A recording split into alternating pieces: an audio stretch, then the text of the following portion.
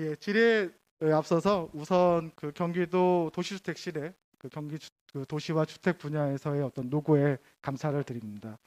특히 최근에 이제 경기도 종합계획 관련해서 미래 지향적이고 합리적인 도시계획을 수립하고 계신데요.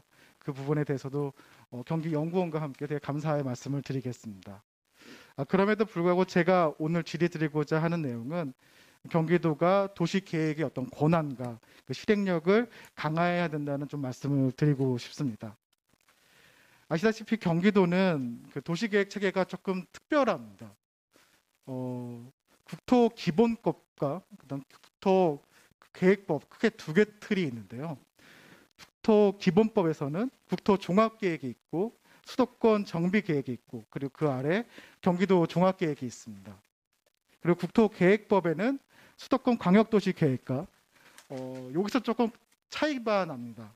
서울과 인천에서는 그 광역에서 도시 기본 계획을 수립하지만 경기도와 같은 경우에는 각각의 시군에서 도시 기본 계획을 수립합니다. 그러다 보니까 경기도가 자체적으로 수립하는 도시 계획, 그 부분에 약간의 공백이 생길 수밖에 없는 거죠. 특히 제가 오늘 그 구조적으로 좀 지적해 드리고 싶고 의견을 드리고 싶은 부분은 경기도가 처해 있는 상황이 수도권 정비 계획과 그리고 각각의 시군에서 만드는 도시 기본 계획과 관리 계획 사이의 공백에 대한 말씀을 드리고 싶습니다. 아마 실장님도 잘 아실 겁니다. 그 수도권 정비 계획은 사실상 수도권과 비수도권의 어떤 정치적인 갈등의 문제로 좀 확대되고 있습니다. 수도권에서는 규제를 좀 완화하고 재설계하자는 의견이 있는 반면에 비수도권은 반대로 유지와 강화를 요구하고 있는 상황입니다. 하지만 경기도는 문제가 또 있습니다. 수도권 정비법상에 수도권으로의 인구와 산업의 집중을 막겠다라는 어떤 목표 외에 경기도의 문제들이 있기 때문입니다. 특히 지역 간의 불균형, 또 그 개발을 제한하면서 규제의 계획을 기반으로 한 난개발 문제들이 있습니다. 그렇다고 하면은 이러한 지역의 불균형과 난개발 문제를 각각 시군에서 만드는 도시 계획으로 해결할 수 있을까라는 생각이 사실 의문이 들게 됩니다. 실장님 생각은 어떠신가요? 네, 의원님 말씀 공감합니다. 예. 또한 지금 현재 그 경기도에서는 종합계획을 수립하고 있는데요. 서울과 인천은 도시 기본 계획으로 구체적인 계획을 수립하는 반면에 경기도는 사실은 방향성을 제시하는 계획을 수립하고 있습니다. 어떻게 보면 공간적인 공간 계획에 대한 기술적 검토가 좀 부족한 사항인 거죠. 실장님 혹시 그 경기도 종합계획과 서울시랑 인천에서 진행하고 있는 도시 기본 계획의 차이와 혹시 용역비, 그러니까 뭐 아주 절대적인 기준은 아니겠지만 혹시 차이를 알고 계신가요? 네, 저희 도 종합계획은 일단 뭐 학술 영역으로 나가고 또 그 단가 차이가 있어서 좀 뭐 4억에서 5억 사이고 서울시 같은 경우는 도시기본계획은 이제 기술 영역으로 나가면서 단가가 이제 뭐 14, 5억 정도 되는 걸로 알고 있습니다. 예, 근데 맞습니다. 서울시 같은 경우가 14억, 그리고 인천시가 9억 5천만 원 수준인데요. 경기도 종합계획은 약 한 4억 원 수준입니다. 뭐 금액뿐만 아니라 그 다루는 계획의 내용도 서울과 인천 같은 경우는 기술 영역, 그러니까 다시 말해서 토지 이용 계획, 공간 계획이 포함되어 있는 계획이지만 경기도 종합계획은 아직 그 부분까지는 채워지지 못하고 있는 상황입니다. 그러다 보니까 경기도 종합계획이 가지고 있는 어떤 효과 또는 그 효능감이 어떤 건가 한번 검토를 해봐야 됩니다.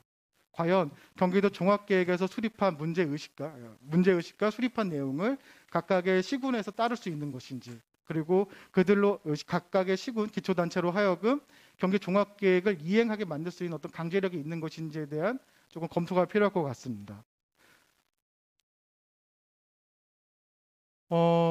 경기도 종합계획에는 이제 뭐 저희 그 행정계획과 또 법정 기본 계획들이 포함되어 그 내용들이 아마 포함되어 있을 것 같은데요. 혹시 경기도 종합계획에 그 담겨져 있는 어떤 비법정 계획이라든지 법정 계획에 대한 내용을 알고 계신가요? 어쨌든 간 저기 도 종합계획에서는 시군 기본계획에 이제 큰 틀이 되는 방향성이라든지 또 광역적인 차원에서 도의 큰 틀에 대해서 무슨 녹지 축이라든지 아니면은 지역 발전 축이라든지 그런 큰 개념에서 제시를 하고 있고요.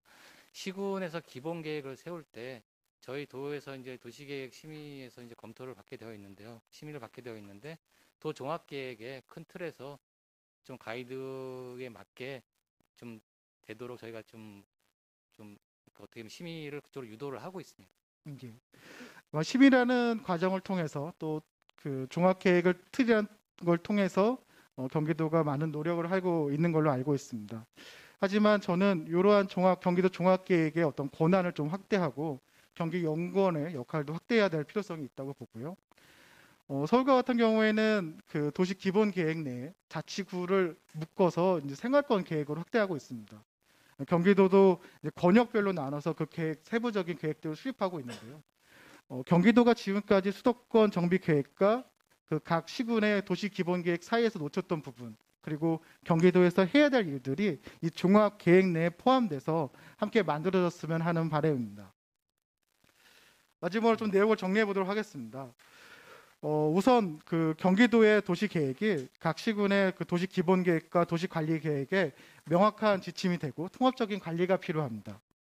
두 번째로 경기도가 가지고 있는 도시 문제, 지역의 불균형, 그리고 난개발 문제를 해결할 수 있는 명확한 목적과 방법이 있어야 될 것입니다. 그리고 마지막으로 경기도가 미래의 경쟁력, 그러니까 미래의 비전과 경쟁력을 갖기 위해서 광역 차원에서 고민해야 될 문제들, 예를 들면 교통, 물류, 산업과 관련 내용들은 경기도가 스스로 그 계획을 세워서 오히려 그 지자체들, 각 지처단체들한테 가이드라인을 해주셔야 될 거라고 생각을 하고 있습니다.